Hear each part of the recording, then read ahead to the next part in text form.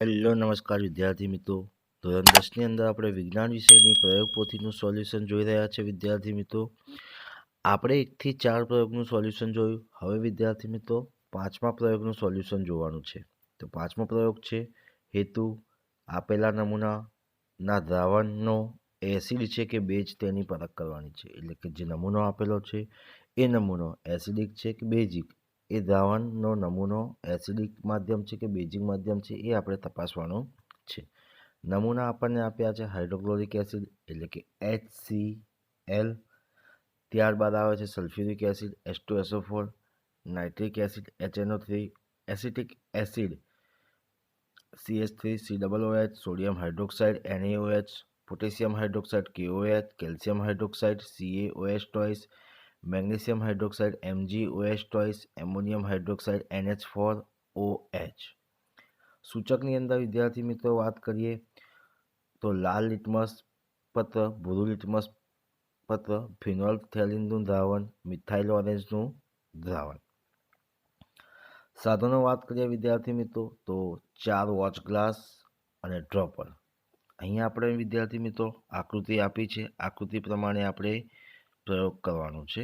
કુલ 4 છે, 4 watch glass છે.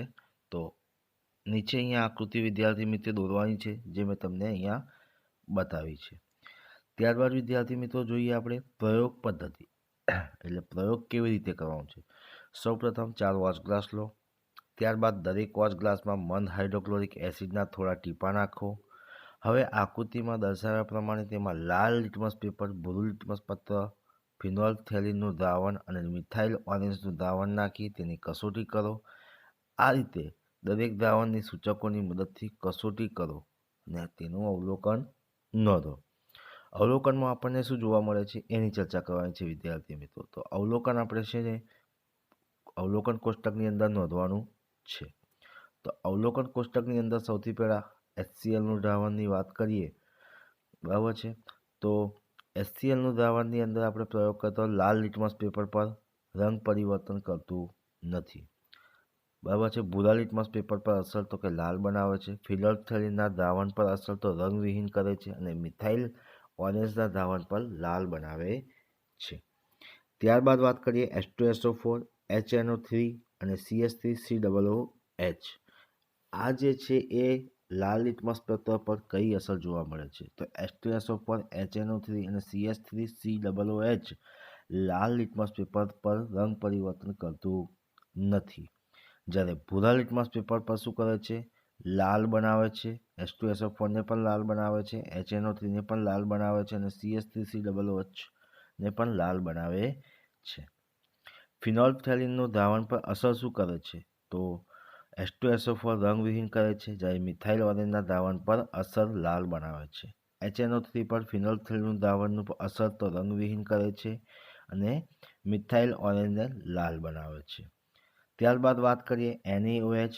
તો NaOHને ભૂરા લિટમસ પેપર પર ભૂરું બનાવે, બરાબર છે, અને ભૂરા લિટમસ પેપર પર રંગ પરિવર્તન કરે નહીં.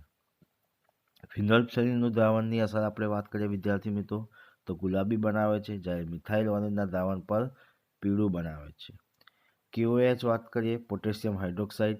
તો લાલ લિટમસ પેપર પર ભૂરું બનાવે છે, ભૂરા લિટમસ પેપર પર રંગ પરિવર્તન કરે નહીં.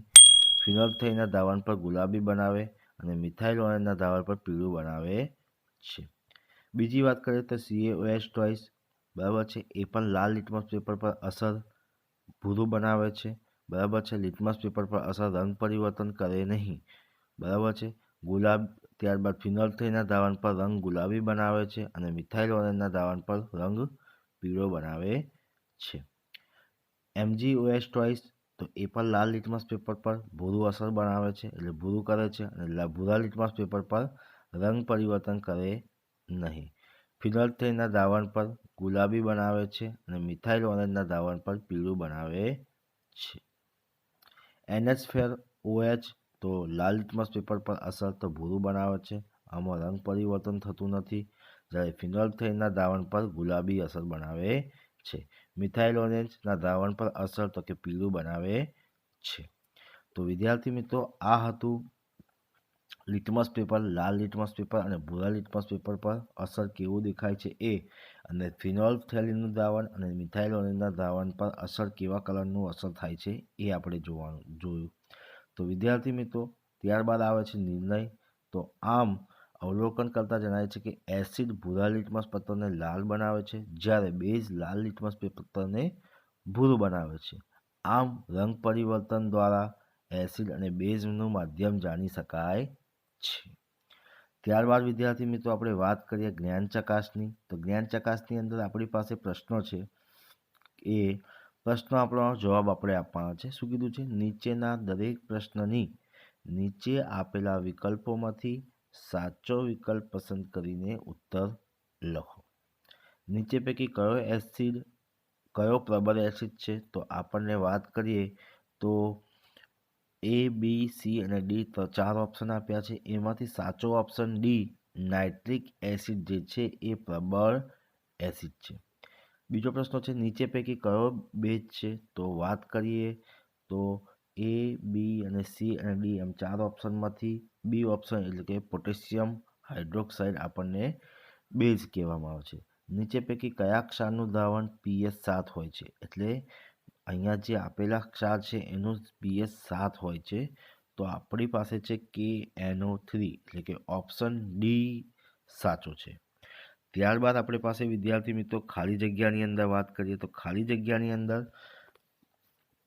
પહેલો જ ખાલી જગ્યા છે એસિડિક દ્રાવણની pH ખાલી જગ્યા કરતાં ઓછી હોય છે. તો આપણને ખબર છે વિદ્યાર્થી મિત્રો કે એસિડિક દ્રાવણની pH કેટલી? 7 કરતાં આપણને ઓછી જોવા મળે છે. ત્યારબાદ આપણી પાસે વિદ્યાર્થી મિત્રો વાત કરીએ બીજો ક્વેશ્ચન છે જે બેઝિક જમીનને તટસ્થ કરવા ખેડૂતો જમીનમાં ખાલી જગ્યા પદાર્થ ઉમેરે છે. તો ભાઈ બેઝિક પ્રકારનું જે જમીન છે એને તટસ્થ કરવા માટે ખેડૂતો જમીનમાં જીપ્સમ પદાર્થ ઉમેરે છે.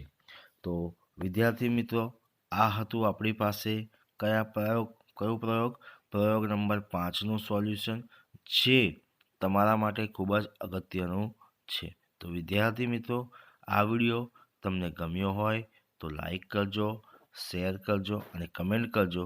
ચેનલને સબસ્ક્રાઈબ ના કરી હોય તો સબસ્ક્રાઈબ કરવાનું ભૂલતા નહીં. આપણે ધોરણ 10ની અંદર દરેક પ્રયોગનું સોલ્યુશન આપણે જોઈશું.